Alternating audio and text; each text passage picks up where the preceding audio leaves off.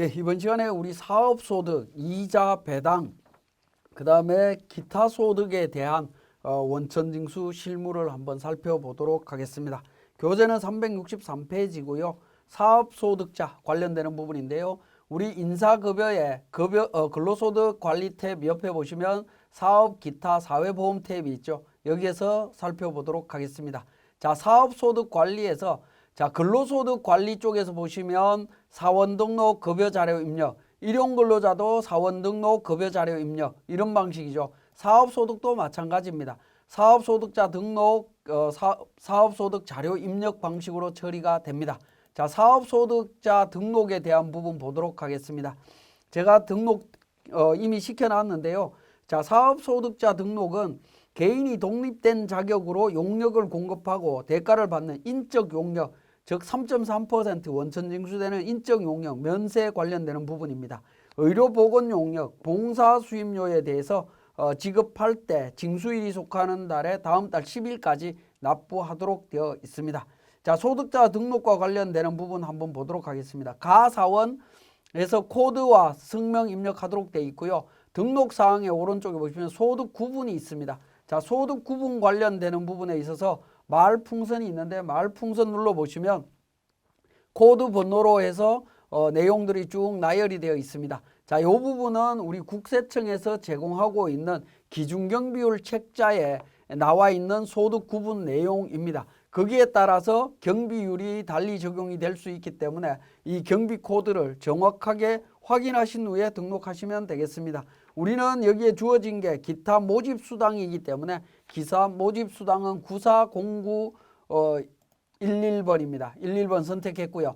자, 소득 구분 옆에 보시면 연말정산 여부가 나옵니다. 연말정산 적용 여부는 활성화가 안 되어 있습니다. 왜냐하면 소득 구분에서 소득의 종류에 따라서 연말정산이 되는 소득과 안 되는 소득이 있습니다. 365페이지에 보시면 거기에 기억, 니은, 디귿해서 내용이 나오죠.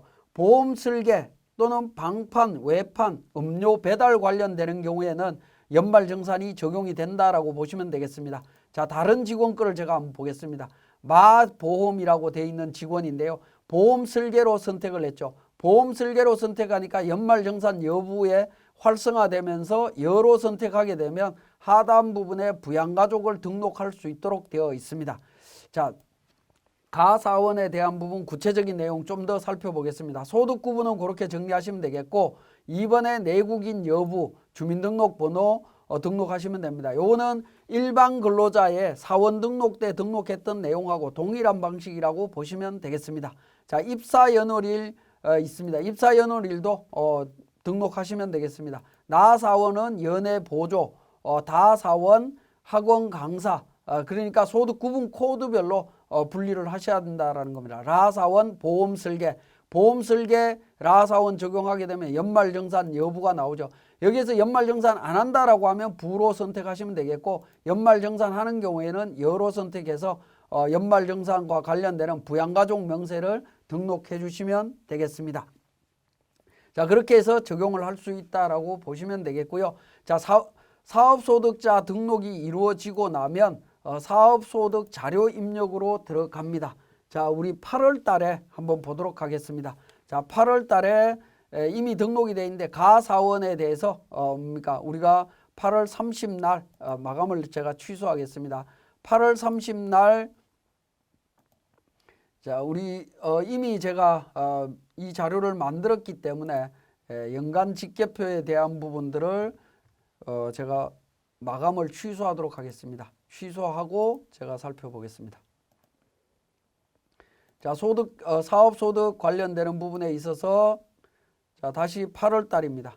자, 8월 달로 조회를 하게 되면 가사원에서 소득 1번부터 10번까지 소득자에 대한 정보가 나오고요. 하단 부분에 지급에 대한 부분만 입력을 하시면 됩니다. 2000년 8월 달, 8월 30날 200만 원 지급하게 되면 3% 해서 세액이 계산이 됩니다. 나사원도 마찬가지고요. 3% 이렇게 적용이 된다라고 보시면 되겠습니다. 자, 8월 달에 사업소득이 이렇게 정리가 됐다라고 하면 사업소득 자료 입력을 완료하신 후에 원천징수 이행상황신고서로 갑니다. 자, 원천징수 이행상황신고서에서 8월달 부분에 대해서 조회를 해보겠습니다. 자, 8월달 귀속 8월, 지급 8월에서 조회를 하게 되면 8월달에 사업소득자 2명에 350만 원에 10만 5천 원 원천징수세액 확인하실 수 있죠. 이 부분 마감해서 신고하시면 되겠습니다. 자, 이렇게 정리가 되고요. 자, 이렇게 이제 사업소득에 대해서 원천징수를 하시고 나면 사업소득자한테 지급명세서를 원천징수 영수증을 제출을 해야 되겠죠. 제출을 할 때 거주자의 사업소득 원천징수 영수증이라고 있습니다. 자, 이 부분을 작성해서 출력해서 제출하시면 됩니다. 보통은 이제 지급 기준으로 할 거냐, 귀속 기준으로 할 거냐 하는 부분인데 원칙은 지급 기준이지만 우리는 귀속 기준으로 처리하시는 게 훨씬 편리하다라고 보시면 됩니다. 가사원, 나사원, 다라마 해서 사원들이 있습니다. 자, 이렇게 지급된 금액들을 그러니까 출력해서 그 당사자한테 소득자한테 제공을 해주시면 되겠습니다. 자, 그리고 지급명세서는 사업소득 지급명세서 연간집계표가 있죠.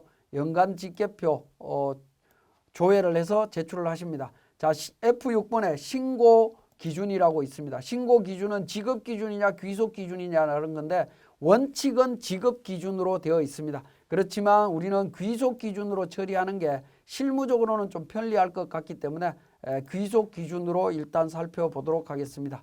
자, 이렇게 집계표를 마감해서 제출을 하시면 됩니다. 세무서에 제출하시면 되고요. 지급명세서에 대해서는 나중에 추가적으로 더 설명을 드리도록 하겠습니다. 자, 그리고 사업소득에 대해서 입력이 다 완료됐고 신고가 됐다면 사업소득 회계처리 부분입니다. 회계처리 어떻게 할 거냐? 일반 전표와 매입 매출 전표에 반영하는 과정인데요. 자, 이 부분도 F7번 분계설정이라고 있습니다. 계정 과목과 관련되는 부분, 거래처 등록에 대한 부분이 있습니다. 자, 이 부분 등록하시고요. 그 다음에 맨 오른쪽에 보시면 지급일자로 전표 발생일자 하겠느냐라는 부분이 있습니다. 이 부분 체크하신 다음에 기간을 선택합니다. 12월 달까지 선택해서 나온 내용을 갖고 그러니까 전표 전송하시면 됩니다. F4번에 이미 전표 추가가 되어 있는데 제가 전표 취소를 하겠습니다. 전송된 거 취소하고 전표 추가 버튼을 통해서 정리하시면 됩니다. 자, 전표 취소하고요. 취소하고 전체 선택을 한 다음에 전표 추가를 하도록 하겠습니다. 자, 전표 추가를 하면 전표 발생일자 기준으로 사업소득과 관련되는 내용이 일반 전표에 회계 처리된 것을 확인하실 수 있을 겁니다. 회계관리의 일반 전표 쪽 관리 부분에서 8월 31일 날로 조회를 해보게 되면 이 부분은 일용직과 관련되는 부분이네요.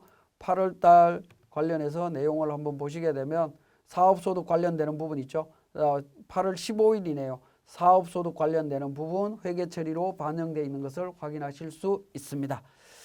자, 그렇게 확인하시면 되겠고 우리 교재 369페이지 정도가 되겠는데 사업소득자 연말정산과 관련되는 부분이 있습니다. 연말정산 시기는 근로소득 연말정산 시기와 동일합니다. 2월 달에 연말정산 진행한다라고 보시면 됩니다. 구체적인 내용은 우리 교재에 있으니까 참고하시고요. 넘어갑니다.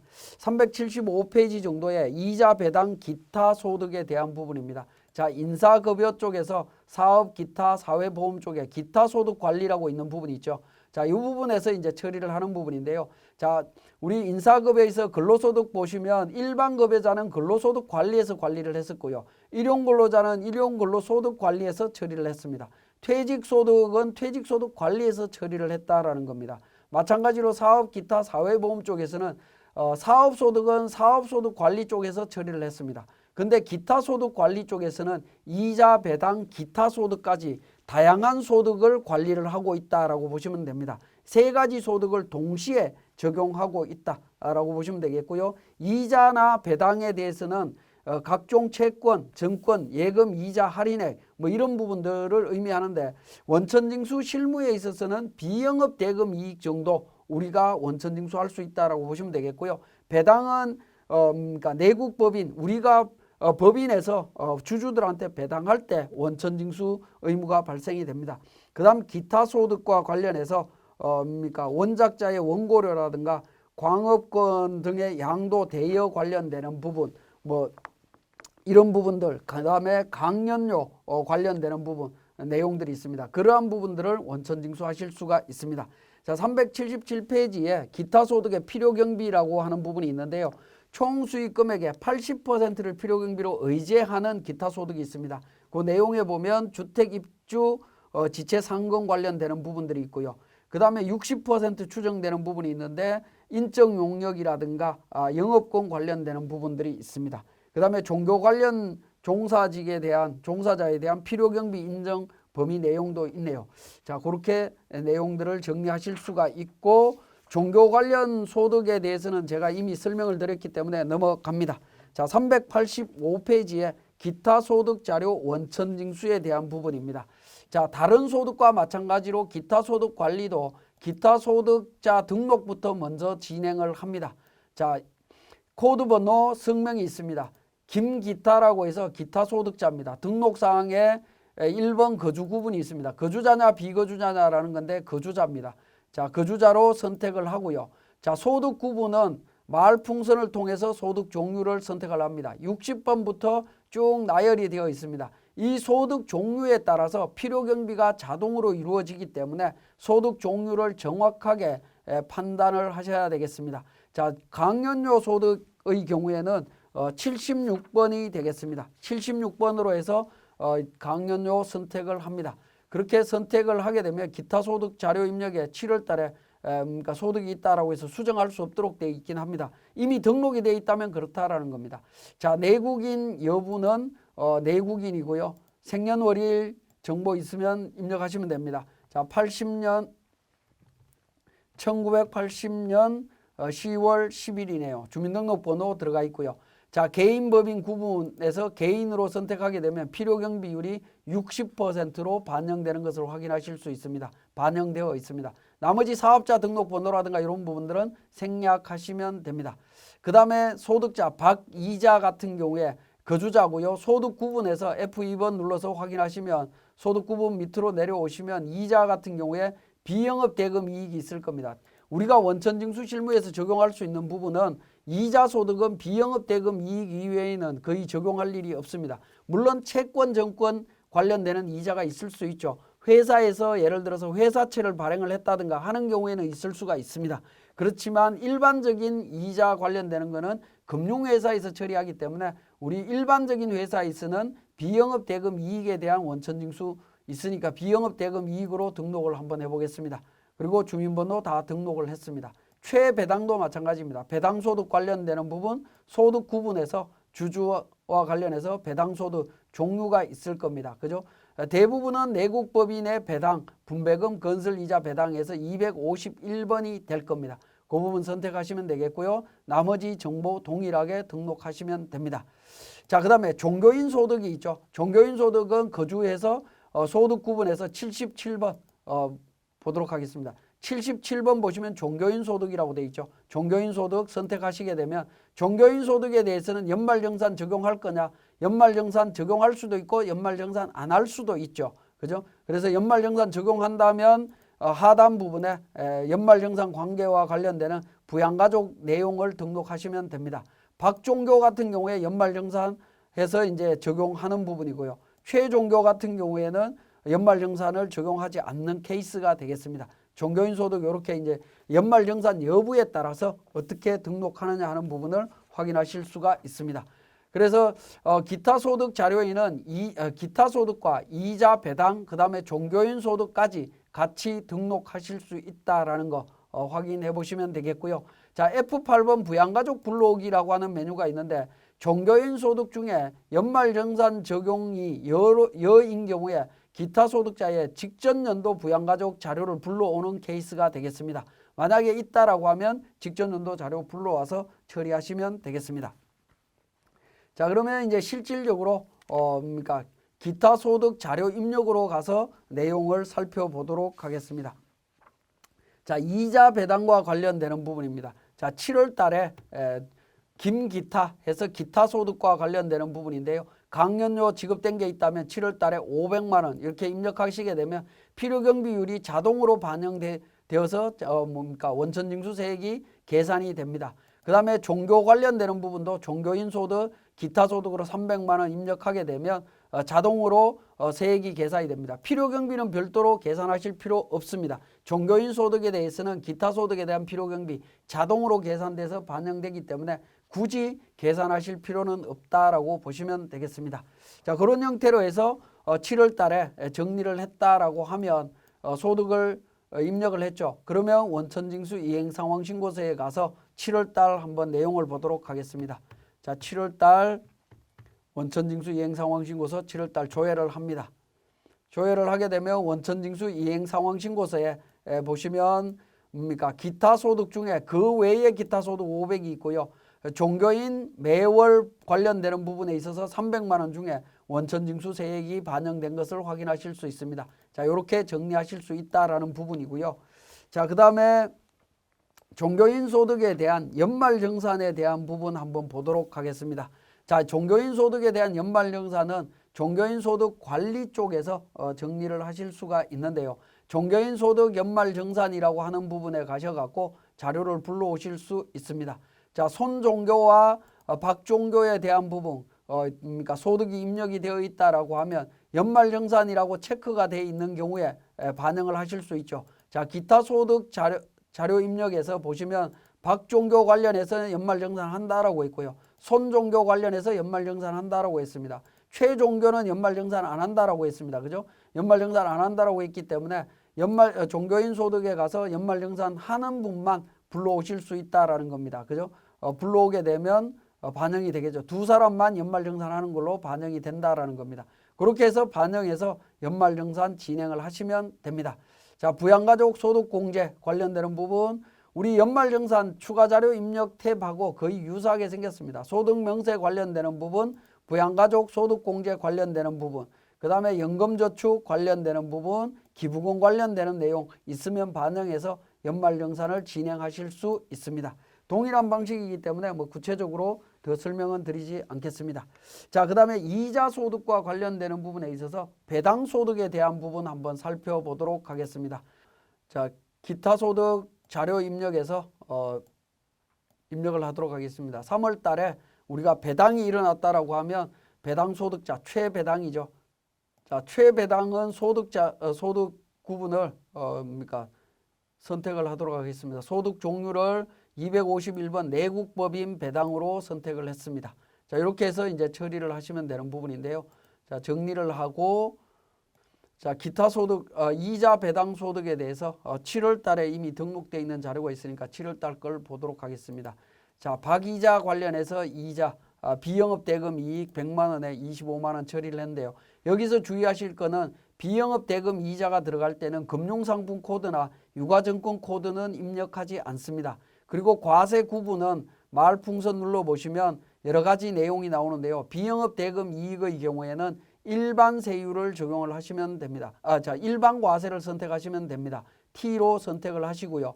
그 다음에 조세 특례 관련되는 부분은 말풍선에서 특례 적용된 게 없기 때문에 NN이라고 하는 부분 선택해서 적용하시면 되겠습니다. 그 다음에 배당과 관련되는 부분은 금융상품 코드 말풍선을 눌러서 금융상품 찾으시면 됩니다. 하단 부분에 가시면 배당과 관련되는 부분, 대주주와 관련되는 부분이 있고요. 소액주주와 관련되는 내용이 하단 부분에 있습니다. 자, 소액주주 B52에 소액주주에 해당이 된다라고 하면 비상장이고요. 이렇게 선택하시면 되겠고, 유가증권 코드는 입력을 안 하셔도 됩니다. 그리고 과세 구분은 말풍선을 눌러서 보시면 일반 과세라고 하는 그로스업이라고 하는 부분이 있습니다. 만약에 그로스업 대상인 경우에는 이 그로스업 대상 부분을 반드시 선택을 해 주셔야 됩니다. 그렇지 않으면 소득자의 금융소득 종합과세 문제가 달리 적용되는 문제가 생깁니다. 그러니까 과세 구분은 웬만하면 그로스업 일반 과세로 선택하시면 됩니다. 배당인 경우에는 조세특례는 없는 걸로 해서 처리를 하시면 됩니다. 자, 이렇게 이제 7월 달에 입력이 되었다라고 하면 원천징수 이행상황신고서 7월 달 거를 조회를 하시면, 자, 7월 달 거 조회를 하시게 되면 이자 배당에 대한 정보들이 나타납니다. 자, 이자 소득과 배당 소득에 대한 정보가 있죠. 자, 이렇게 해서 신고를 원천징수 이행상황신고서를 제출하시면 됩니다. 자, 지금까지 이자 배당 그다음에 기타 소득, 종교인 소득에 대한 세무사랑 프로에서 신고하는 과정들을 살펴봤습니다.